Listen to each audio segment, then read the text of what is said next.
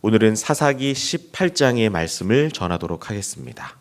이 사사기 18장은 한 지파의 타락이 기록되어 있습니다. 이 사사기 끝자락으로 갈수록 이스라엘 전체가 총체적으로 타락한 안타까운 모습이 기록되어 있죠. 오늘 본문에서 이 타락한 지파는 12지파 중에서 바로 단 지파입니다.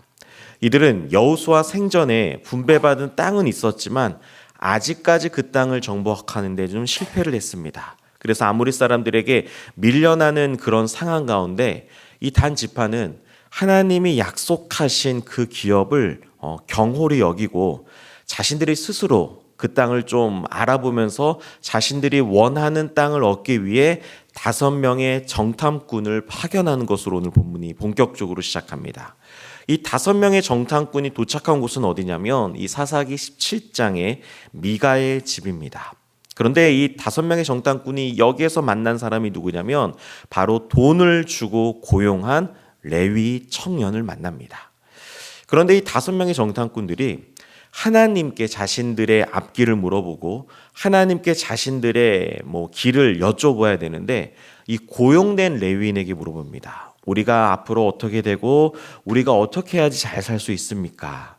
그런데 이 고용된 레위인은 우리가 생각하는 건강한 레위인이 아닙니다.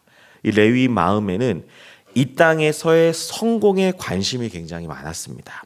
그래서 이 고용된 레위인은 이 5명의 정탐꾼이 듣고 싶어하는 여러분들에게는 하나님의 평안이 있습니다. 그러니까 그대로 하십시오라고 가짜 평안을 이야기합니다.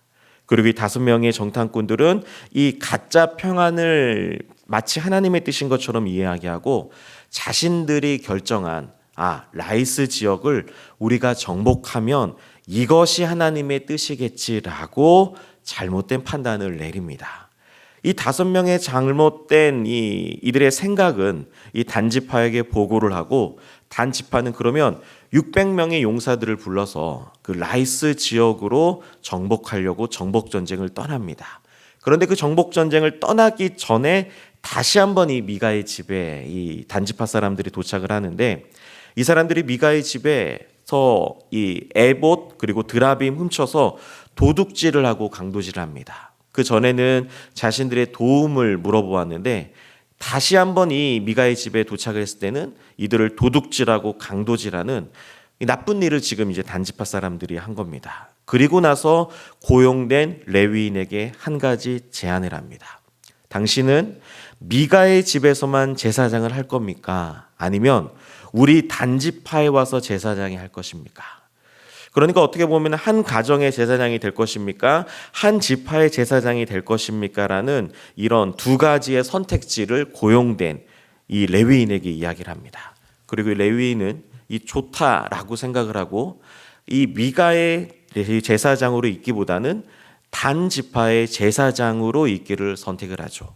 그리고 미가의 집을 떠나면서 에봇과 드라빔과 새로 새긴 우상을 가지고 단지파로 넘어옵니다. 그리고 이 모든 사실을 알게 된 미가는 화가 나서 단지파를 쫓아오고 단지파를 무력으로 위협합니다. 그리고 나서 이제 단지파는 미가라는 이 사람이 오니까 이 사람들을 무력으로 무찌른 다음에 자신들이 원하는 그 라이스 지역을 정복한 후에 그 지역을 단이라 명하고 30절을 보니까 자기들을 위해서 신상을 심었다, 신상을 만들었다라고 오늘 본문은 이야기합니다. 그리고 나서 이 고용된 레위인의 이름이 밝혀지는데 이 사람의 이름은 요나단이었습니다. 그리고 이 사람의 가족을 보니까 이 사람이 어느 집안 사람이냐면 바로 모세의 후손이었습니다. 여러분들 이 요나단, 이 고용된 이 레위인, 이 지파, 이 제사장은 어떤 사람입니까? 더 나은 보수를 보고 더 큰 집단을 추구하며 자기의 성공을 위해서는 하나님의 소명까지도 버린 사람입니다. 그러니까 오늘 본문을 한마디로 요약하자면 단지파도 하나님이 주신 은혜를 망각하고 욕심을 내어서 라이스 땅을 편법으로 차지하려고 했습니다. 그리고 제사장 요나단도 사명보다는 자신의 출세와 욕망을 선택하는 비신앙적인 모습을 보여주고 있습니다. 오늘 이런 모습을 보면서 우리 안에 이들처럼 보이지 않는 나만의 욕심이 없는지 우리 자신을 좀 돌아보았으면 좋겠습니다. 우리 자신을 위한 일, 나를 드러나는 일, 하나님이 약속한 기업이 아닌 내가 보고 판단하고 그 땅을 얻고자 하는 욕심은 없는지, 또는 그 욕심을 위해서는 불법을 저질러서라도 이 땅에서 이루고자 하는 일들을 이루고 가고 있진 않는지 우리 자신을 좀 돌아보았으면 좋겠습니다. 야고보서 1장 15절은 이렇게 말씀합니다. 욕심이 잉태한 즉 죄를 낳고 죄가 장성한 즉 사망을 낳느니라. 여러분들, 사람이 한번 욕심을 가지면 욕심이 끝이 없습니다.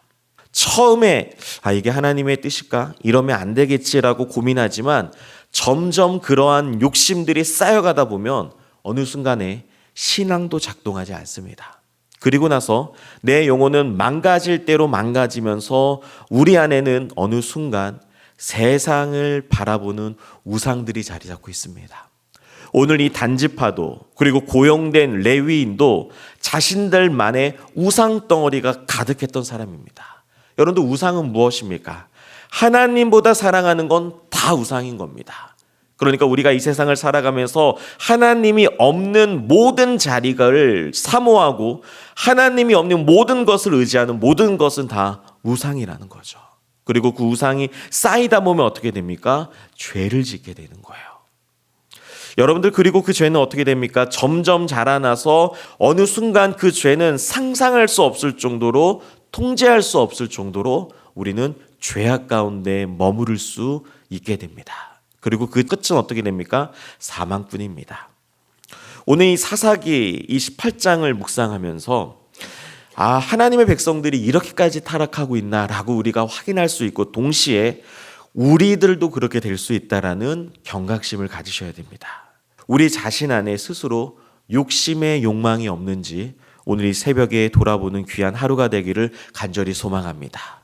그리하여 하나님 앞에 오늘 이 새벽에 기도하면서 하나님 앞에 범죄하고 있는 것들이 있다면, 주님, 오늘 이 하루 우리 안에 있는 욕심의 우상들을 제거하게 하시고 세상의 방법과 세상의 논리와 나의 의와 나의 욕심이 아닌 그리스도를 자랑하며 그리스도를 높이며 그리스도의 의를 바라보는 나의 믿음의 삶이 되게 하여 주시옵소서.